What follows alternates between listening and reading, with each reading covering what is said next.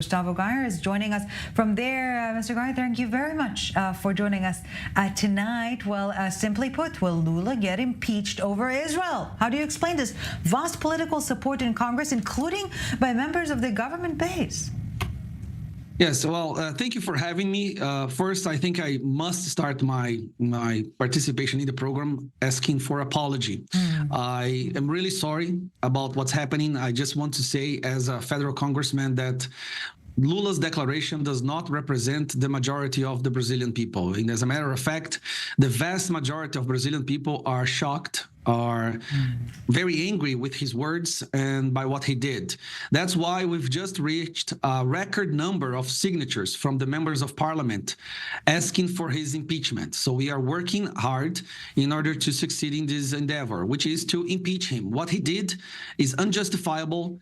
It's probably one of the worst declarations that a president from the Western Hemisphere has ever said in the history of the world. And for that, he must pay. But again, I just want to say that we Brazilian people are very sorry by his words and remind everyone that he does not represent the majority of the Brazilian population. But yes, an impeachment because of this is a reality.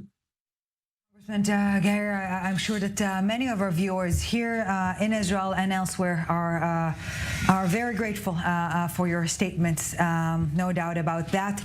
But let's go back to what we're seeing now in the Brazilian Congress. What are the next steps for impeachment? How feasible is that, or is it, and not undermining the significance of such, is it just a way to hurt him politically?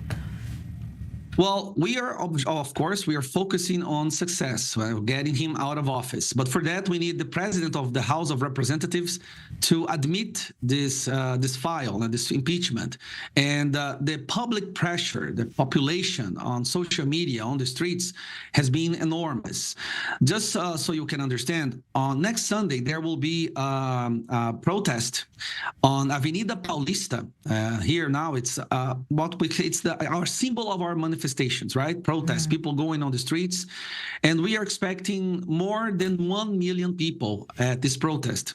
There are two main reasons for this protest. One is the political persecution perpetrated by this government and his Supreme Court, which is majority chosen by the Workers' Party, which is Lula's party, against conservative and right-wing politicians and population in general. We have witnessed an extreme censorship, the collapse of our freedom of expression, and also because of what Lula said about Israel and his anti-Semite comments. Yeah. But it's important to remember that this is nothing new. The whole world knew about Lula's position. Right. During his campaign in 2022, he was the only president that we know of that received support from Hamas.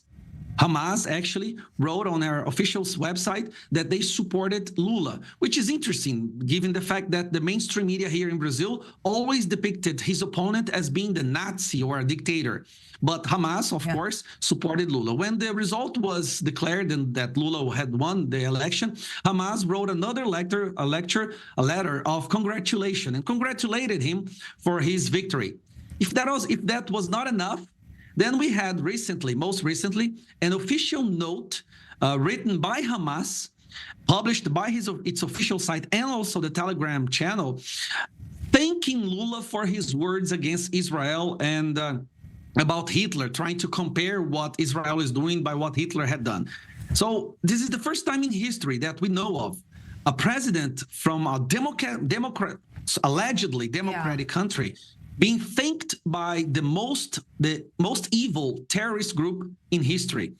And to top that, because it can get worse when we talk about Lula. Yeah, as if it was not enough until recently. Now. Yeah. He went to Africa recently and declared that he will continue funding the agency under the United Nations that was caught helping the Hamas attack, and asked for other countries to return their funding to this agency as well. So it's extremely embarrassing for us, people of Brazil, people who really value democracy, to be represented by this person. But I believe the impeachment will resolve that. So Congressman Geyer, as we are nearing, unfortunately, the end of our conversation, if I understand correctly from what you're saying, under the current Lula administration, the Brazil-Israel relations cannot really be mended. We simply have to wait for the administration to change. Well, the way I see it, yes. The last news we had from the government is that they were thinking about expelling the Israel ambassador. Now, that is the last thing you do before going to war against the country. And they are actually considering expelling him. Also, they are calling Netanyahu and also the chancellor, Israel Katz, I believe it's his name, by fascist.